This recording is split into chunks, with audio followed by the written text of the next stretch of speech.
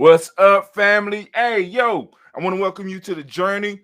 I am Brother Hatim. Of course, I ain't got no sound effects today, but we're going to work that out. We're going to work that out. But hey, let me go on and welcome you. This is Gye-Nyame Journey, and we are going to bring a great conversation.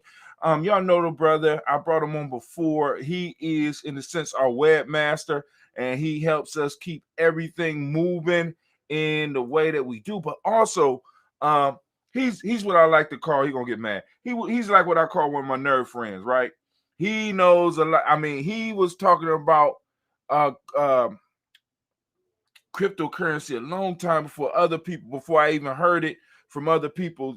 I mean, and like I said, because I met him, the internet was hot, but it wasn't it it wasn't included in our lives like it is now. So this brother has had some foresight, and also he can help us learn a little bit more about crypto, what we could do with it, and what we could build with it as well. So let me bring him on. If you would give him a round of applause. I'm bringing on brother Dentista. Come on in, my friend. Hey, How you doing today? I'm good. I'm good. How are you?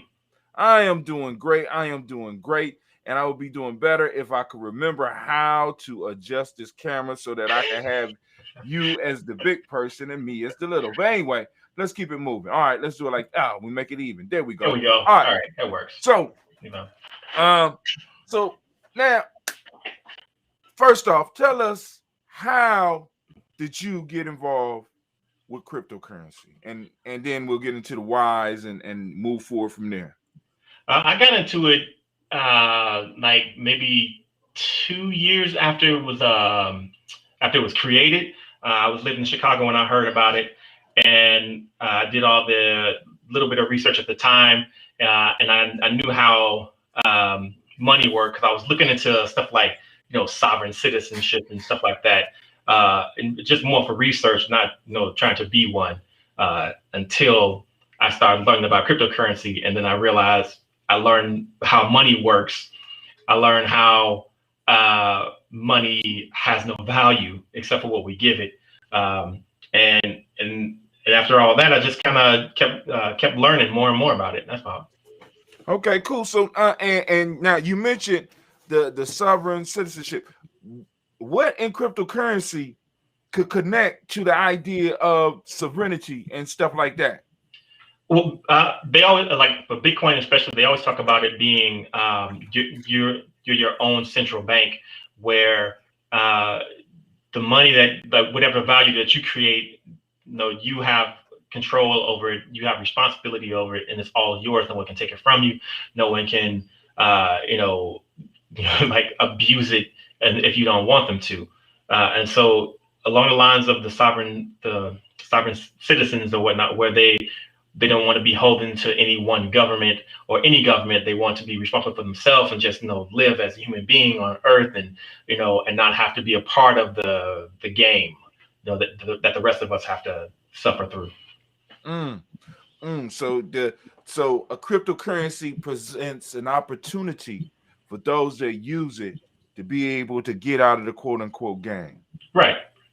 Man, all right, cool. So now, so which cryptocurrency did you start with? Of course, I like everybody else, started with Bitcoin. At the time, that was the only thing that existed, and so I started learning about that. And during that time, you can do what's called mining, which is essentially using a computer to crunch math and then find a solution, and then the solution gives you a reward in the form of a Bitcoin. At that time, Bitcoin was probably around $10 a coin. Stop playing. Yeah, it was a long time ago. Now it's around. Well, let me ask you this: a personal question. Yeah. Because you said you started when you was in Chicago. Is this when you went to go teach capoeira in Chicago? Yeah.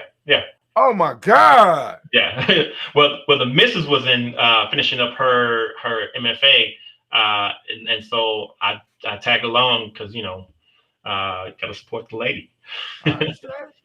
So you started when it was, so you actually did mining too? Yeah, for a hot second, yeah. But it quickly became expensive. Like after a while, you start needing specialty equipment, and and the more people that got into the network, the more competition there is. Like the more computer power you needed, and so after a while, it became too expensive to do mine anymore. All right, cool. So now, for example, when you started mining, because I want people to understand, what was you using to mine when you first started? And he kind of explained what mining is, but what was you using? I was doing the CPU mining in the beginning, which was just like a big desktop. I had like this actually I had a server that I converted into a desktop, and so it was doing my mining for me. And then they start coming out with this before they start having like specialty machines that would do it? Yeah. Before they had specialty machines, before they were using GPUs, which was just CPU by itself, CPU and RAM. And then they moved into the GPUs, which are like the graphics cards. And then from the graphics cards, they moved into FPGA and ASIC, which are special chips that do one task. Most of our CPUs, like they're general purpose, so they do calculation, they do word, process and stuff like this. But specialty machines, the ASIC devices, they only do what you program to do, and they can't do anything else. Now, were you successful at actually getting stuff from the mine? Oh yeah. In the beginning, it was fairly easy. Stop. For real? Yeah. In the beginning, it was easy, but after a while, they have in the equation they have what's called difficulty, and it makes it harder and harder for your computer to just come up with the answer or find a solution to the equations. Like so, it's more with difficulty means more time. Just like if you were mining gold for real or some precious metal for real, like as you go deeper and deeper, it takes longer, it takes more man hours, it takes more energy in order to get something out of the earth. And so it's the same thing with computational mining too. So I mean, so now in a sense, the whole idea of the computation or the computation mining is similar to putting in work with shovels and stuff. It's time. And then you get a reward. Every now and then you get a reward for the amount of time and energy that you put into it. Yep, that is correct. All right. So after Bitcoin, what was the next move? The next one, Potcoin. So for business that are into cannabis and stuff like that. Okay. So there's Potcoin, there's Cannacoin, and I think there's a Cannabis coin. They all were based around the same protocol as Bitcoin, so they just kind of like forked off and became their own offshoots. But I got into Potcoin because it was cheap. It was still pretty easy to mine, and I started to see that at some point, selling marijuana for recreational use, for medicinal use, for industrial use was going to happen. And so I kind of wanted to get into that before it happened because those businesses are still federally illegal. And but on the state, they can still operate, but they can't use the banks because those banks have a charter through the federal government, state and federal government. And so they would be in violation of law. And so they wouldn't do business with cannabis companies. And so a lot of cryptocurrency start popping up so that people can move their money into cryptocurrency and use the cryptocurrency and vice versa to like do transfers and stuff. So I was getting into that for a little while. It was fine. Like I made a little money out of it, but nothing significant. It started getting boring because the networks, the people who would maintain the coins, they really weren't innovating. It was just basically what we already had was just basically money, there was no real innovation. So right. Yeah. So all right. So then answer me this: what was the difference between the Potcoin and Bitcoin? Because Bitcoin was because Bitcoin was exciting enough so that other people would get in, and in a sense, in a lot of ways, kind of muscle you out because you would have to really invest a lot of money. Like right now, to get a good miner, you're gonna have to pay about a good miner where you might get a coin. you wind Yep. up spending about $30,000. Yep. You'll probably end up spending like maybe a quarter of whatever it takes to get like half a Bitcoin or something like that. It's incredibly expensive. I got into Potcoin because nobody was doing it. You had a handful of people, and that's about it. Like and it's still kind of small. As long as it's been around, it really hasn't done too much. But when it first came out, everybody was like, "Oh, weed coins," and so everybody was hopping in for a hot second, make a little bit of money, and then they dump it all. Right. So can you explain to the family what's this whole pump and dump thing? Oh, pump and dump. It actually comes from stocks, like old school stocks, where they would talk up a stock and then they'll get everybody hyped and they throw so much money in, then the price of the stock goes up and up and up.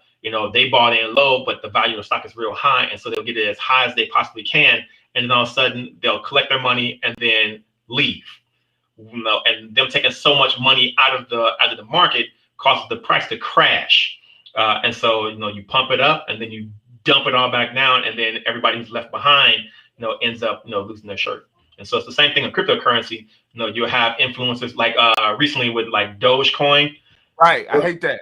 Dogecoin is it was meant to be a joke. Yeah, it was meant to be a joke. It's a shit coin, but it's so ironic, I guess. And you know what it's like? You know what it's like? It's like anime. Let's say Bitcoin is Dragon Ball Z, and Dogecoin, which was a joke to make fun of all the stuff that was going on with the other coins that are successful, was like One Punch Man. You know what I'm saying? It wasn't supposed to. Those are fight words. Some of the anime. But they get mad and fight because look, I'm not saying that I don't like it, but we do know that One Punch Man started off as a joke against some of those. You understand what I'm saying? And it has risen to a level because the whole piece about One Punch Man, which is, how can I put it? Which is different than Dragon Ball Z, is One Punch Man has the challenge of not being able to be beat. He beats everybody in one punch, almost everybody, right? So it's like, it's really no competition. At least with Dragon Ball Z, Goku is eventually going to win, but damn, you got 50 episodes to find out. One Punch Man, once he get that punch in, it's over. Yeah. Well, that essentially was it, and you have these guys now, celebrities and minor celebrities on social media, whatever, and they tell tell everybody, buy this much of Doge, and then the little kids who don't know anything about money go out and buy a bunch of Dogecoin, pump up the price. That guy or their crew or their little circuit, little cadre of people, they all make a lot of money off of it, and then they exit, and they leave everybody with a handful of useless coins they can't do anything with. Right. And that's I was very disappointed with Elon Musk and that whole yeah. You understand what I'm saying? Because you too smart to not know what you're doing. Or maybe you so smart that you stupid and don't know that's a possibility you're being used. Because there are nerds there are people like that you're just so goddamn intelligent that you don't really understand that you're being used. Yeah. You know what I'm saying? Because just at a whim, you could make the price of something go up or go down. That's a lot of he was hurting himself too, and with that too, because he was trying to get people they call them whales or people who have like the biggest wallets, with the most money in a cryptocurrency, and that's actually a gaming terminology of people who spend the most money on video games, but it carries over into cryptocurrency. So he was hurting himself because his company, I believe it was Tesla, they were allowing purchase using Bitcoin like that, and they wouldn't trade it out for cash or whatever. They keep it in Bitcoin. But then him going with this old Bitcoin uses too much energy, when it mines yada. I'm like, it's the largest supercomputer network on the planet, and it's not like the ones in with the Oak Park lab or like the ones the Chinese have, or IBM supercomputers, are like, this is a world computer. Of course, it uses a lot of energy. It's multiple countries all doing the same processing. Of course, it uses a lot of energy. But you know what uses more? What use more? You want to know what uses more? What uses more? YouTube. Yeah. YouTube data center is like massive. You know what I'm saying? There's a lot of other stuff on the planet. I mean, because like I said, part of the value that's given outside of what we give it is the effort that you put in to get Bitcoin. Exactly. So you know what I'm saying? So I'm just like, maybe you're so smart, you stupid. I don't understand. You know what I'm saying? But like I said, I'm just an amateur. I'm a baby at this game. So now what's going on now is, now before we move on to going into wallets and stuff like that. Okay. What other coins are you looking at? Any coins now? Like I said, if somebody out here possibly wanted to get involved with some coins, not that you're giving advice, but what coins are you looking at? Right. We're not giving finance. We're just two brothers talking. Okay, so it depends. Okay, when you get into these coins, you have to have a plan on why you're doing it. Just if you want to get rich, you're gonna end up poor. But there has to be a reason why. Yeah, like you have to have a plan. You have to have a reason, a goal as to why you're doing this.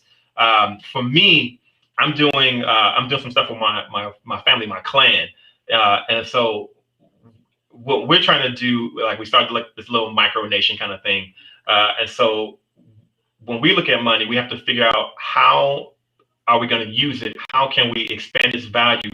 What else can we do with cryptocurrency? It has to be fast enough for processing. It has to be lightweight as far as computation goes, so that anybody can enter into it, as opposed to trying to have specialty equipment. And so we chose the Stellar network, and mainly because it's a worldwide network, and that it's lightweight on computers. You can spin up a VPS and install it yourself. You can use it from your phone. I'm actually doing an experiment on running on for Raspberry Pi. And for those who don't know what a Raspberry Pi is, this is a Raspberry Pi right here. And here, it's inside of a case, but this is a full computer, and so I'm actually running like a server now, and I have about 15 websites running on something small like this. What? Yeah. Hey man, you don't need to be telling me that, because I'm paying for space. God damn it! I wanted some quality space. Just because it's small doesn't mean that it doesn't have space. This one here only has four gigs of RAM, but the one I have off on the side here has like 64 gigs of RAM, and then the next one I'm working on has 128 gigs of RAM of hard drive space. Sorry, and so most entry-level VPSs are around 120 gigs in a hard drive space, and so like what you have. What is that? 2 gigabytes. 2 gigs. Yeah. So these are larger than that. Okay. So yeah, because for a basic website, you don't need much. And the way when you have really good coders, they work for efficiency and computer resource. And so getting back to what we're talking about, the Stellar network allows you to use their network, for global payments or remittance, which is like a really large segment of finance, especially for people who are immigrants and migrants and back and forth across the world. Like, so you work in the United States, but you still got family back in Nigeria.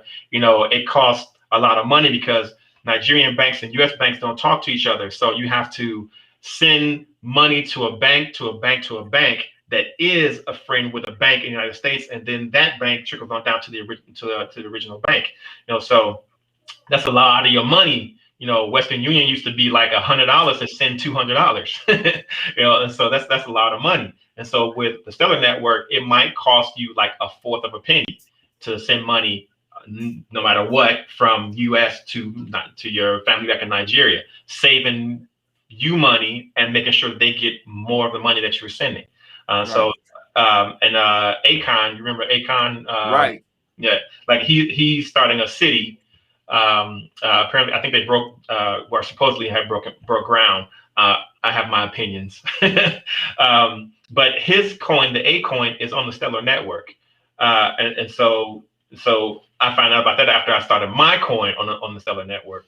But essentially to do the same thing, to allow for our own self sovereignty, our own self determination, our own you know own values. Like I want to be able to do business who I want to do business with. I don't want to, have to limit myself because somebody somewhere doesn't like something that they're doing. They ain't did nothing to me, so why should I not have to work with them?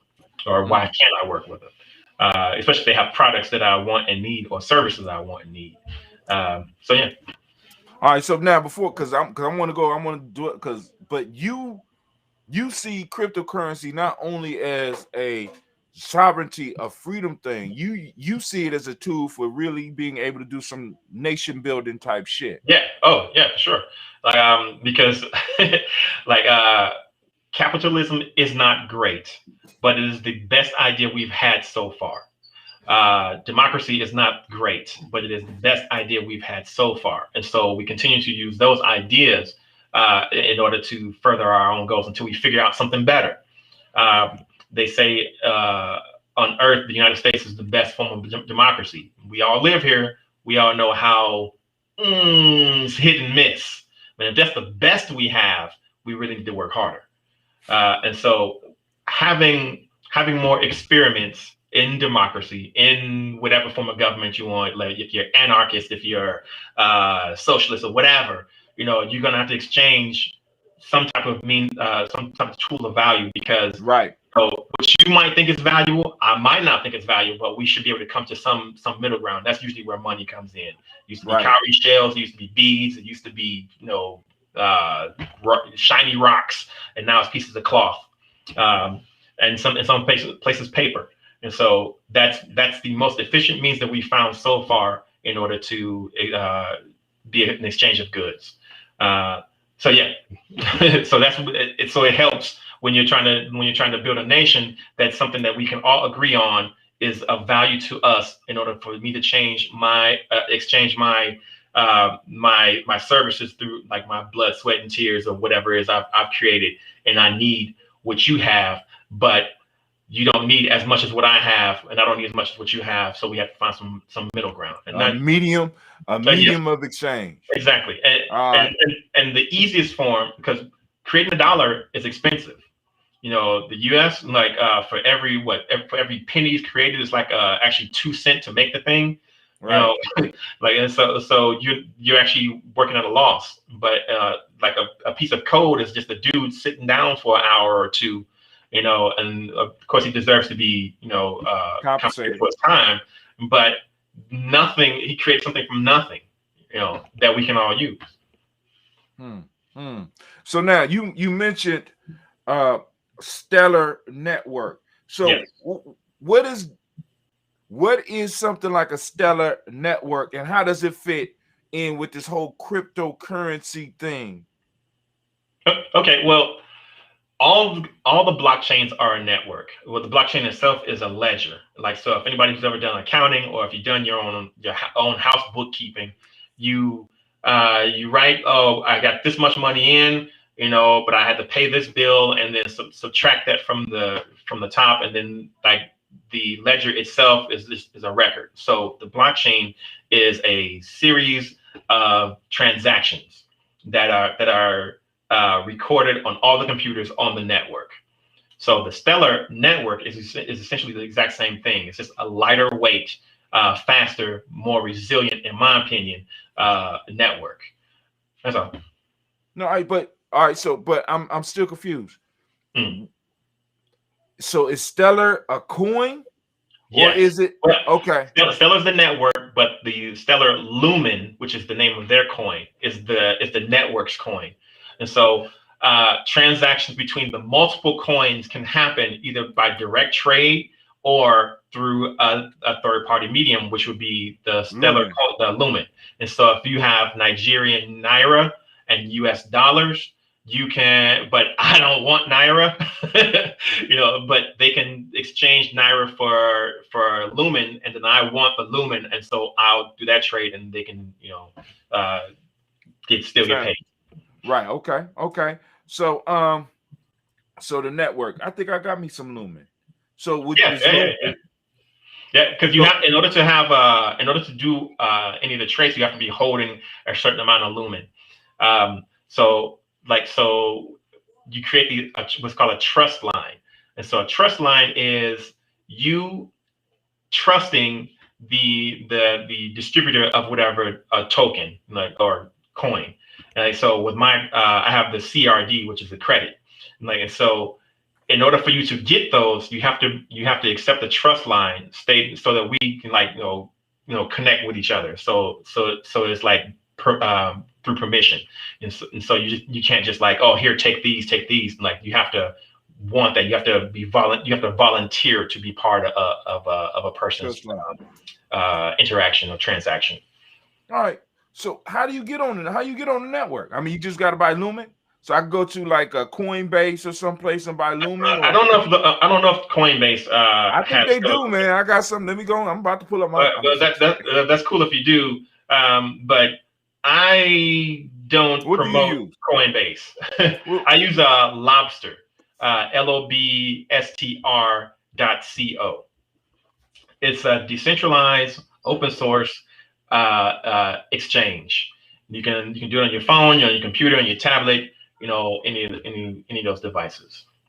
What I don't promote. So is it like a wallet? You say, okay. Hold on, because finish about Lobster. Then I want you to tell us why you don't use Coinbase, and then I want to get into the Cash App. Okay, so Lobster, the wallet is part of the exchange account. So there's a difference between having just a wallet and being on the exchange. The exchange is for when you're trying to.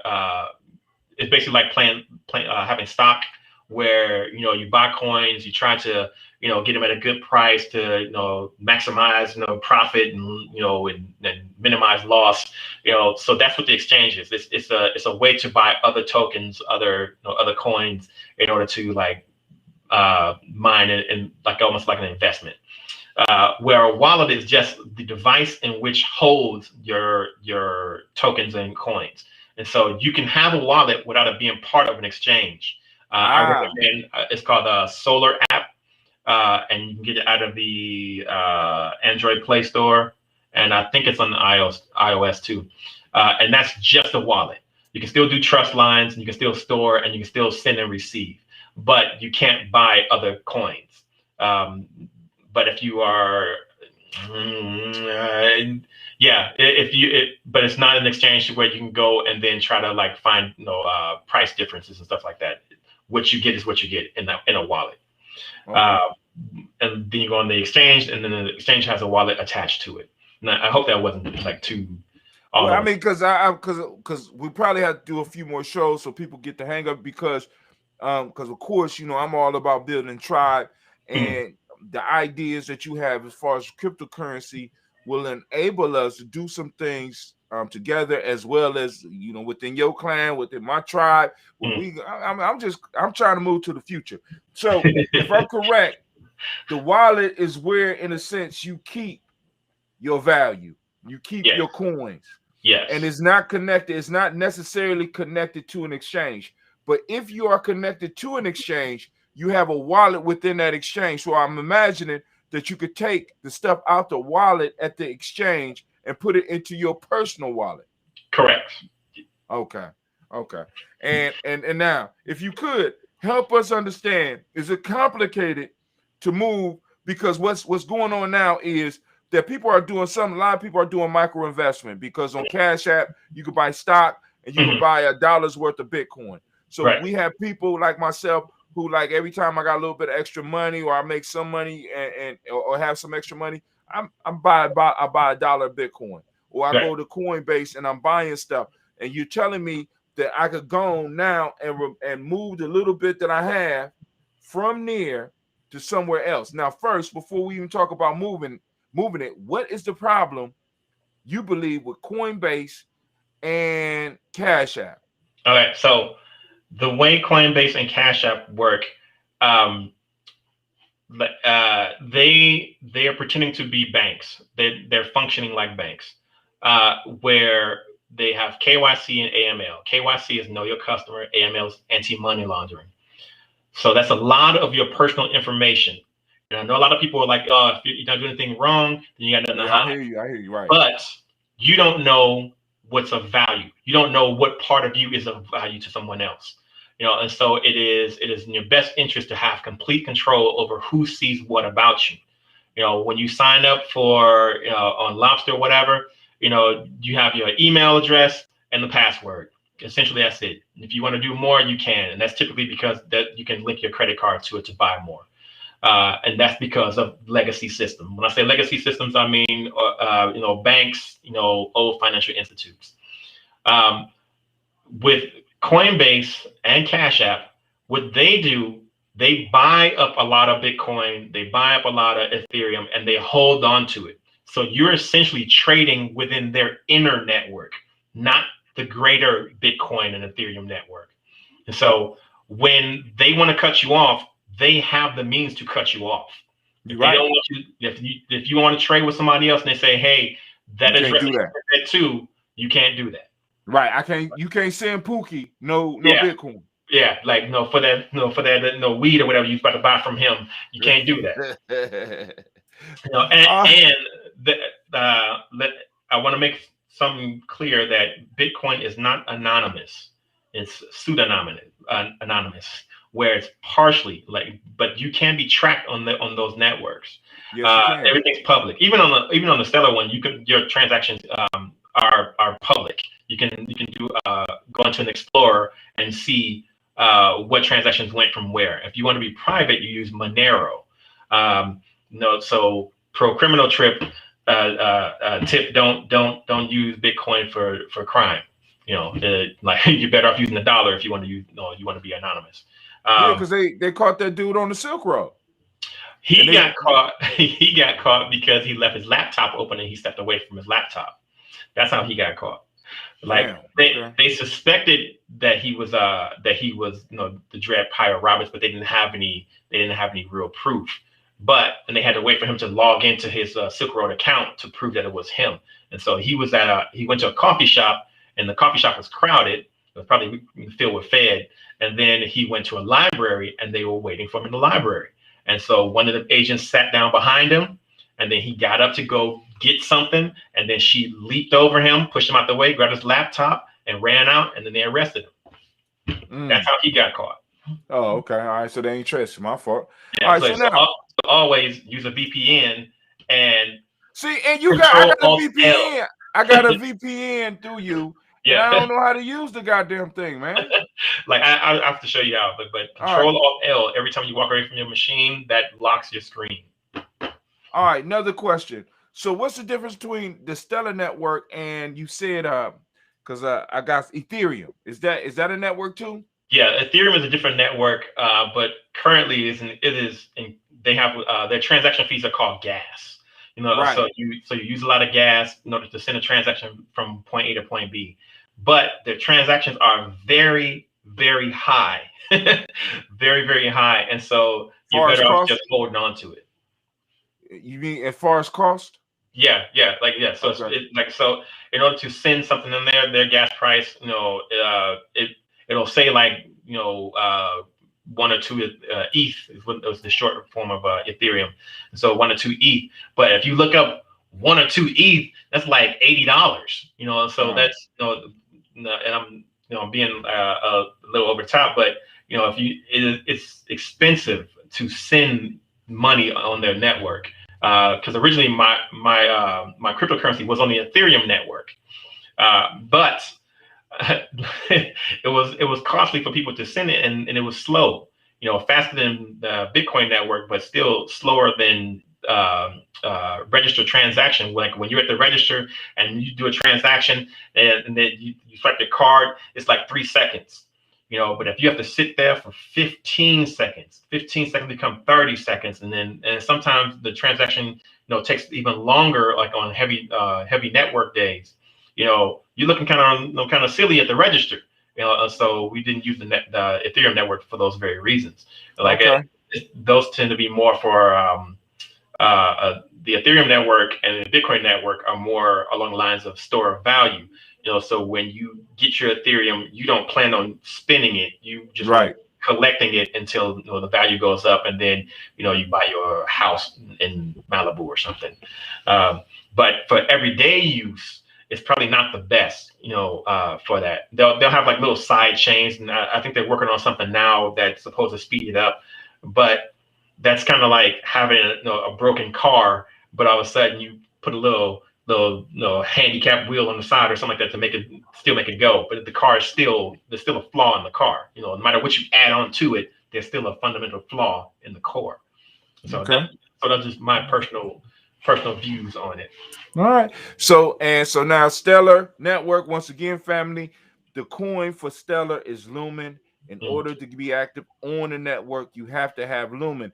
And then also remember, he said that in a sense, Cash App, PayPal, of course, PayPal, Coinbase are not, in a sense, private networks. So at any given time, somebody has enough information to know what you are doing and be able to stop any transaction that you have.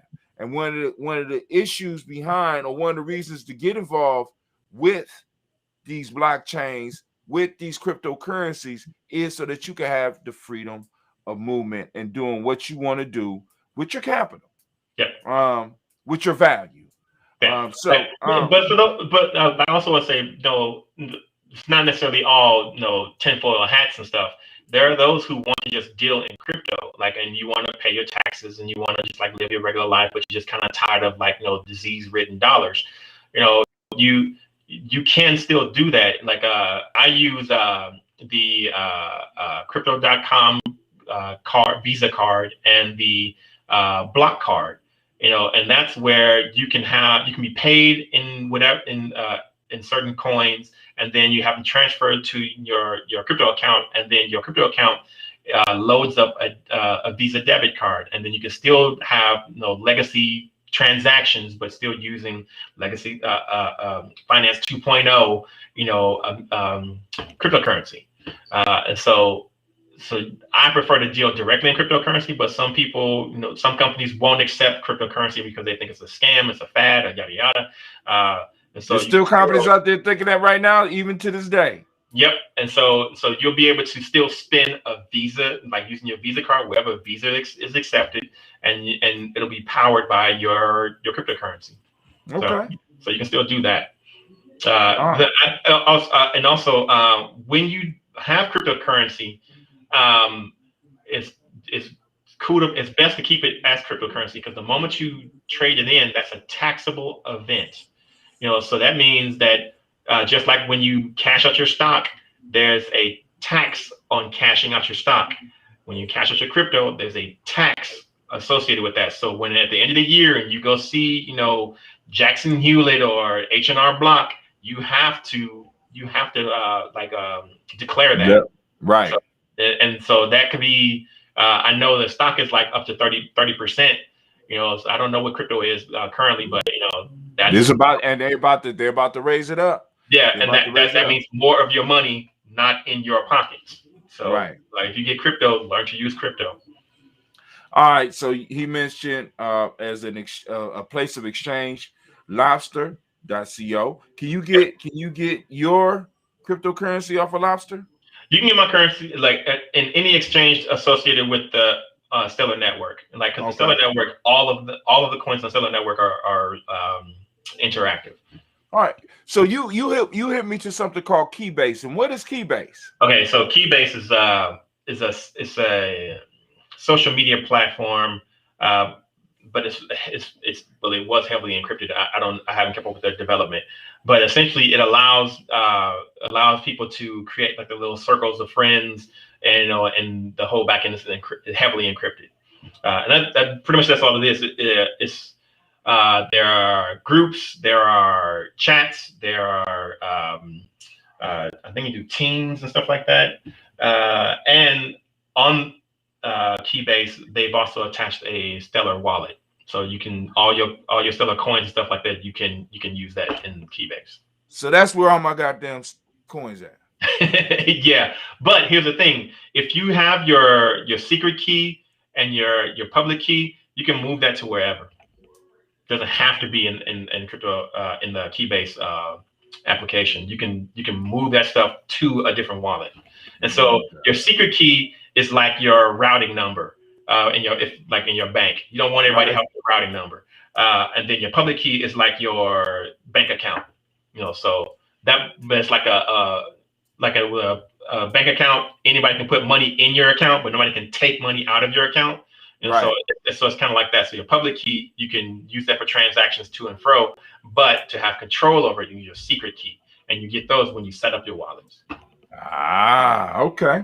All right. So now I want to talk about the cred, and we got a little piece of your vision, but go on. How do you spell it? CRD? Yeah, the CRD or the credit. Yeah. Right. And you developed it as, go ahead, go on, give us, because you building something. So let the people know what's going on. Well, like I said, I'm building the micronation. Ultimately, like I might not even live long enough to see this one, but I've put in place, like through my family, like we formed a family council, and the family council, they helped me to kind of streamline the vision, and so it doesn't get too big and out of control, but like more like manageable short-term goals. And so a nation requires people, obviously, but it also requires infrastructure.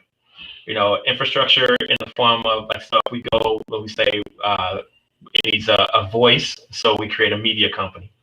And a media company is like streaming, since the internet is global. And then there's also like written stuff like a newspaper back in the day. And so that would be like the core parts of your media. And then having a platform where anybody can join and also contribute. For a while we had a Goblin box for that. But like I was telling you earlier, I messed something up and I have to go back and redo it. And then after your media, everybody has to eat. So you start working on that. So we created a grocery store and a marketplace, online groceries. And then after that, you need security. And actually these aren't in any particular order, but you need security.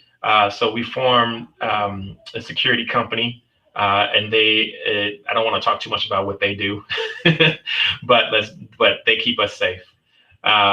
And after the security company, we have like a technologies company, and the technology company is Sector 01. Sector 01 right now we host, are doing hosting, but we're actually working on some aerospace stuff next, like some call them CubeSats, and CubeSats are like these little bitty boxes for satellites in orbit, and so we're working on that kind of stuff. All right, so and so the cred came up out of this. So the cred is how you exchange value within this micronation. Yes. Right.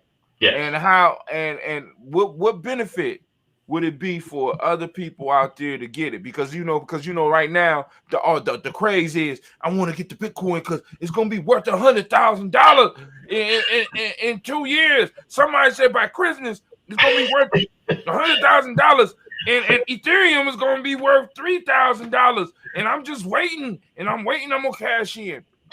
that kind of stuff is greed. That's what it is, right? Yeah, that's greed, and it's not smart. And I mean, if that's the case, you might as well just go and gamble.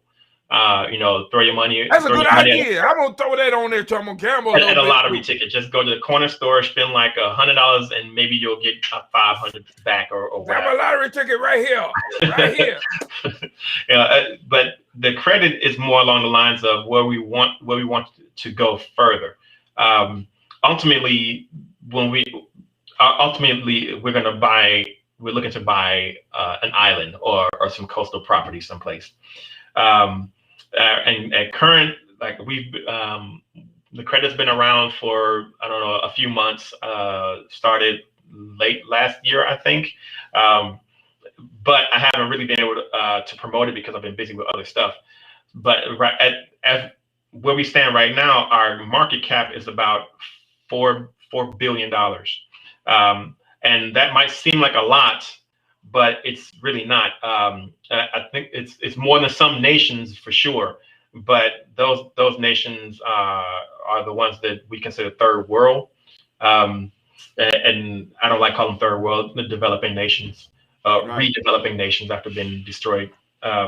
So the point of having this is for stability. If we just go someplace and then we like, oh, this is our new nation, and then no one has anything unified to build anything with, then we have to end up using like the dollar. Well, we're trying to get away from the empire. We have to use gold. Well, gold is heavy as hell, and so we're not gonna be carrying around pockets of gold, and it's expensive. This was inexpensive to start, and easy to maintain, and easy to transport, and easy to to exchange for goods or services. And we're also gonna do like they call it airdrops, which is kind of like a lottery. So we have to figure out how to get people involved in that. So that's where we're going. So to be able to give it to as many people as possible, and to give it even more value than just what we're doing. That's what the infrastructure is for, to create marketplaces so people can go in and maybe they got some handmade stuff they want to sell, and they'll sell it for some credit, and then people can exchange back and forth. So those are our long-term goals. But our longest long-term goal is to buy an island someplace, and there are plenty of them in French Polynesia that are for sale, and that's what we want to do. Because I would like to do some scientific stuff without having somebody say I can't, or like, oh no, you're too black for that. You're not smart enough for that stuff. Like, no, you can't do it. Or if you're gonna do that, I want a cut of it. That kind of stuff. Like, no, science for science sake, medicine for medicine's sake, for the benefit of people. And so any nation that we do develop will be a neutral nation. I don't want to be a part of the Game of Thrones and all that kind of stuff. All right. So first things first, I always wanted to build a Johnny Sacco robot, and I'm with you if I could go and build a robot on the island, because I see y'all doing aerospace. And I want the robot to be able to do like this and shoot shit out his finger. I mean, the best robots do. Okay. And then also, man, because you ain't talking about no Island of Dr. Monroe shit, are you? No, you do want to experiment. There are still rules. There are still laws. Okay, I'm just saying. Like no law, no crimes against humanity or nature. None of that stuff. I'm just fucking with you. But anyway. So now, and so the credit is not to get rich. The credit is to develop something that could be legitimately exchanged between people within your nation or within your culture that could be used, right? So there's so other people. I mean, like for example, because Gye-Nyame, I think we got about 50,000 or something like that, somewhere around there. And what I wanted to do was to kind of start exchanging it within our ranks for people who are doing great things. You know what I'm saying? But anyway, that's something I'm still my mind is like a flower in bloom. I'm trying to wrap because I'm still trying to wrap. I'm still kind of shaky. I feel a little bit more confident with the little bit of understanding that I have, because like in a tribe, you don't have to understand everything. You just need to have people around you, You know what I'm saying? Because it's like, yo, I don't need to study everything if I have a brother like you and this is your forte. This is how we build. One of the problems is that a lot of us think that we got to know every goddamn thing. Right. No, I want you to focus on what you good at and let me do what I'm good at, and we cool. Like But with I want with cryptocurrency though, there's a level of responsibility that I don't think most people, Americans for sure, are used to having. Like if you mess up, you've messed up. Like there's no calling the bank, hey, reverse that transaction, hey, fix this for me, hey, like I think it was the computer, it did it automatically, that kind of stuff. You are responsible for you, as it should be. Like you are not a baby, we are all adults, so when you're treating this like money, it is like money. right. It is money. Like, so the things that you wouldn't do with that paper dollar, you should not do with your cryptocurrency. So you'll have some people are like, oh no, I pressed the wrong thing. I was like, well, you're SOL. Like just like if you drop $20 on the ground, if you It's lucky, gone. if you lucky, that's really lucky. You go back and find it. But 9 times out of 10, that's been scooped up and that's been spent on something else. And you are shit out of luck. So it's the same thing with crypto. Have you had any crypto nightmares that you would like to share with the people? A story, Yes. a warning. Yes. Keep backups. If you have it stored in your computer, have it written down someplace and store it. I lost a little bit of Monero because the password that I thought it was not the password, and I can't find the password, so I'm locked out of a wallet that I currently have. But as long that wallet will be there. So let's say your daughter grow up and one day she happens to come into one of our office or space and looking through some stuff that belong to you. You'd be like, Daddy, I found this. If she find the code in the proper way, 10 years from now, you'll be able to enter that and possibly open a wallet. Okay. All right. Yes. All right. Yeah. So you could right here. So you could do this like where say you got grandkids or great grandkids and you just want to store some money away, you can do that and put it into a cold wallet for cold, what they call cold storage, and then just put that in someplace safe. Like let me make sure my stuff ain't showing on this one. There we go. All right, cool. So this is a cold wallet. It's basically a sheet of metal. On the other side over here is like is my public key. Under this patch is my private key. It's a QR code. And so whatever I put on this thing, it's there. As long as the network exists. And say 400 years from now, if it's still of value to humanity, somebody figures it out and like, oh yeah, they have access. Where you get one of those at? This one's from a company called Axiom. And so there's a Axiom Crypto, and it's just a little metal card with the QR code laser etched into it. So that'll outlive my bones, So and then like I was saying, the block card is like the Visa the Visa crypto debit, and then you have the other card. I've seen that. This is from crypto.com. And so those Visa cards you can use with your crypto, and then the cold storage wallet you can have, instead of having a wallet on your computer or a wallet on your phone, you can do it in cold storage and just send it to that address, and it'll be there. So for those of us closer to retirement, you can start squirreling away your own money and then just forget about it. And as the price of the crypto goes up, your nest egg is just doing fine, as opposed to like always checking it. Every time you grab your phone, like checking your stock and stuff like that, just put it away. I got another question for you. Mm-hmm. You ready? Yep. All right. I forgot the question. I'm old as hell. I'm old as hell. I mean, it was something about the cold storage. It was something about, oh my God, I forgot it that damn quick. It was, and it was going to change somebody's life. I don't know. I don't know what's going to change somebody's life. All right. So now you said a marketplace for CRD for cred. Yep.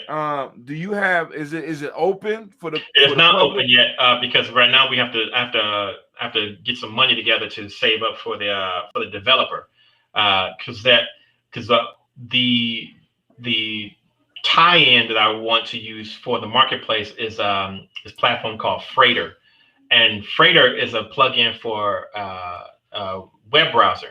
And so no matter where you go, like if you use that browser, that plugin will be there, and so the plugin links to your in this case Stellar wallet, and you can even have one specifically for the browser, so you can send your money from your crypto wallet somewhere else on your phone and send it to the one in the browser, and then use that one exclusively for shopping.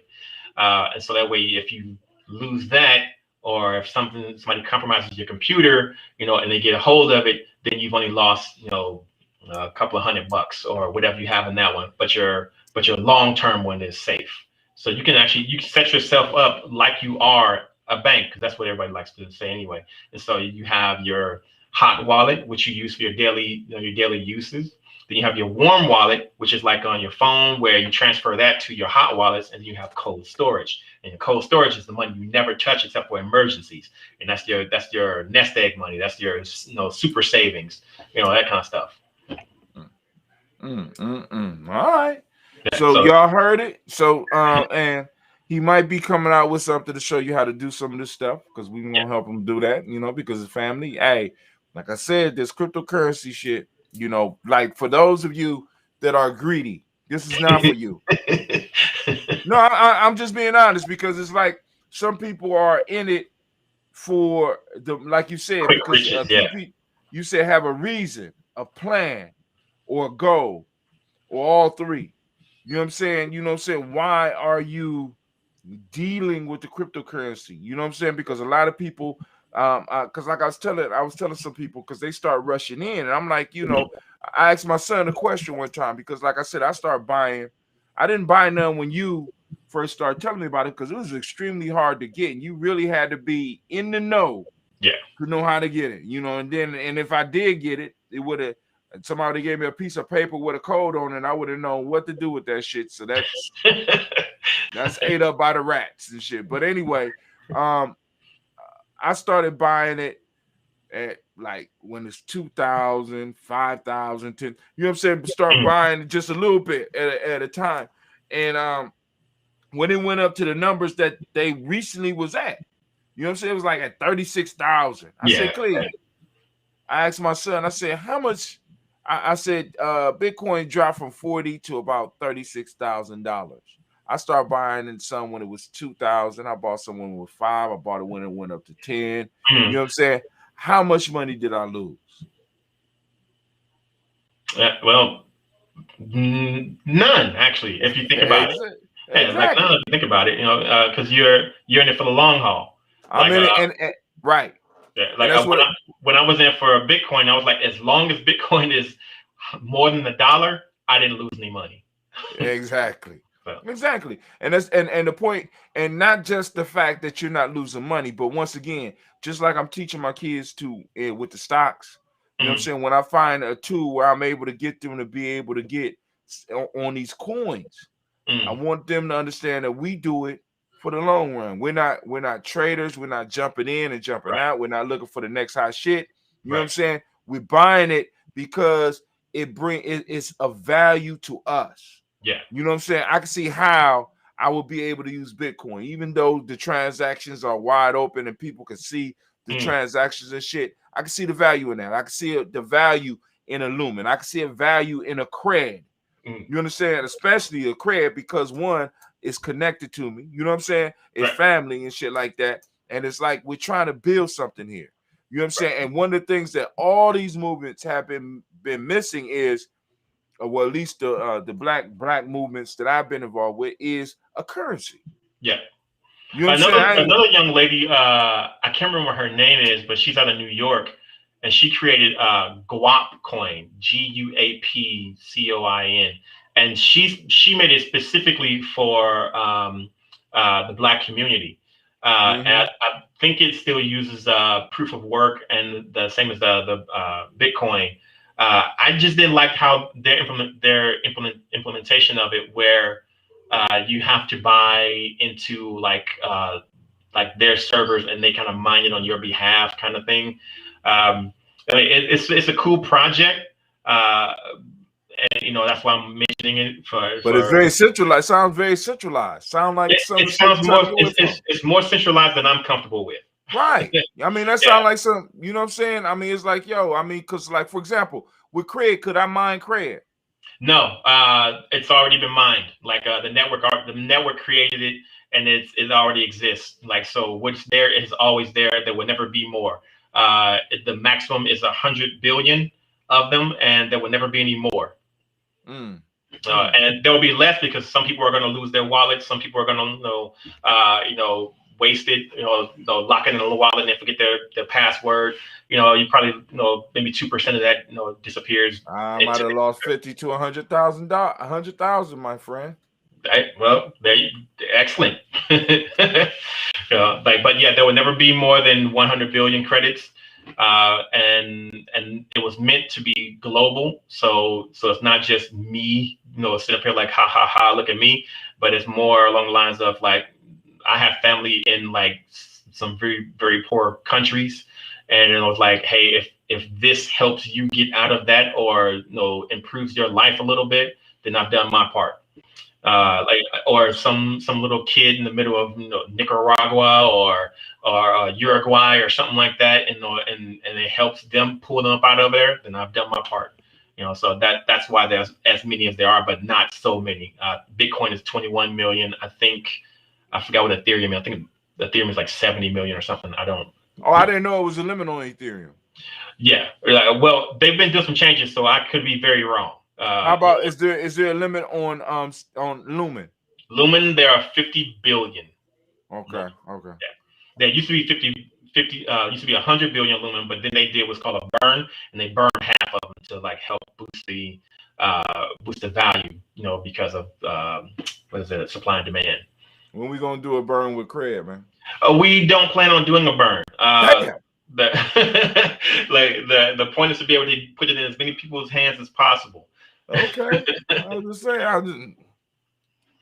All right, let me know just in case I go. Yeah, like if we make it more scarce, then that means that some people miss out, and and the nature of capitalism is to acquire, so.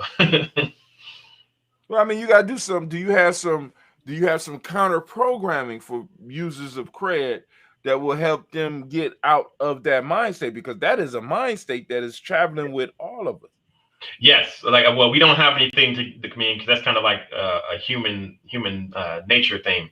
But the best that we can do is to provide services that people need, especially for the people like within our nation. They're like one of the programs that once we have the island or whatever piece of land that we have was that basic human needs will be met. So you need a roof over your head, you need food in your belly, stuff like that. So those are the kind of things that we aim for, and then you'll still have whatever money you earn.